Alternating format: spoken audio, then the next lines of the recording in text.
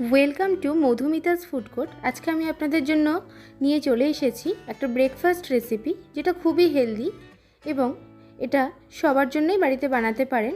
বাচ্চাদের টিফিনেও এরকম প্যানকেক আপনারা বানিয়ে নিতে পারেন। আমি প্রথমে এখানে 1 বাটির মতো ওটস নিয়েছিলাম।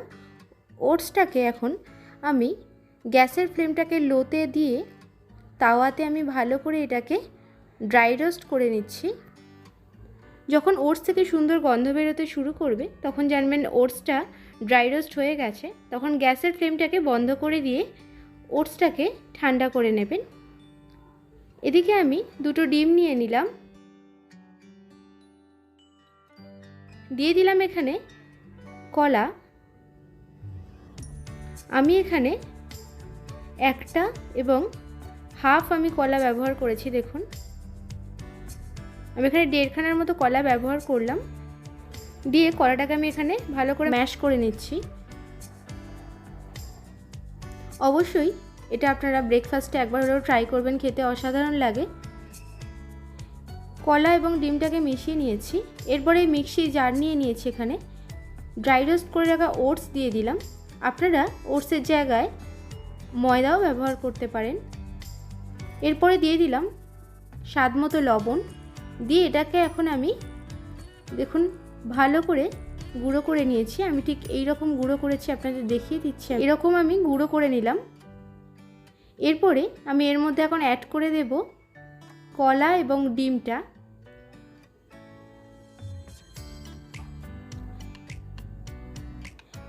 দিয়ে দিলাম অল্প পরিমাণ দুধ।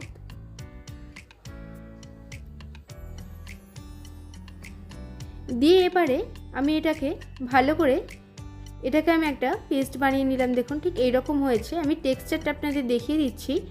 পারফেক্ট প্যানকেকের জন্য ঠিক এরকম ব্যাটারটা আমাদের দরকার। খুব বেশি পাতলাও না, খুব বেশি ঘনও না। আমি এখানে তাওয়াটা গরম করে নিয়েছি। দিয়ে দিলাম আমি এখানে অল্প পরিমাণ বাটার।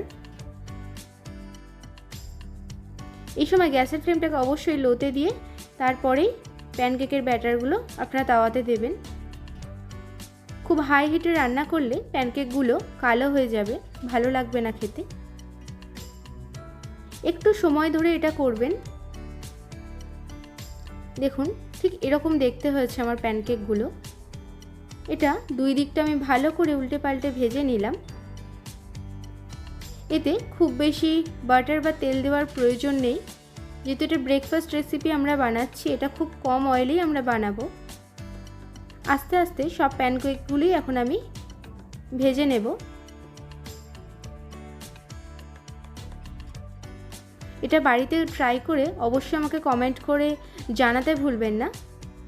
ভালো লাগলে লাইক করবেন, আর যদি ভালো না লাগে তাহলে ডিসলাইকও করতে পারেন। আমি এখানে কোনো রকম চিনি ব্যবহার করলাম না, যেহেতু আমি এখানে কলা দিয়েছিলাম তাই আমি চিনিটা ব্যবহার করিনি। আপনারা যদি একটু বেশি মিষ্টি খেতে পছন্দ করেন তাহলে আপনারা এখানে চিনি ব্যবহার করতে পারেন। আবার চিনির পরিবর্তে আপনারা এখানে খেজুর বা গুড়ও ব্যবহার করতে পারেন, এতেও সুন্দর লাগে খেতে। প্যানকেকগুলো আমার রেডি হয়ে গেছে। এটা বাচ্চারা খুব এনজয় করে খায়। এটা আপনারা বাচ্চাদের টিফিনে অবশ্যই বানিয়ে দিয়ে একবার দেখতে পারেন। আমার চ্যানেলের রান্নাগুলো ভালো লাগলে অবশ্যই আমার চ্যানেলটিকে লাইক, শেয়ার এবং সাবস্ক্রাইব করে পাশে থাকবেন। তার সঙ্গে অবশ্যই বেল আইকনটি প্রেস করে দেবেন, তাহলে যখনই আমি নতুন নতুন ভিডিও আপলোড করব তখনই আপনাদের কাছে নোটিফিকেশান পৌঁছে যাবে।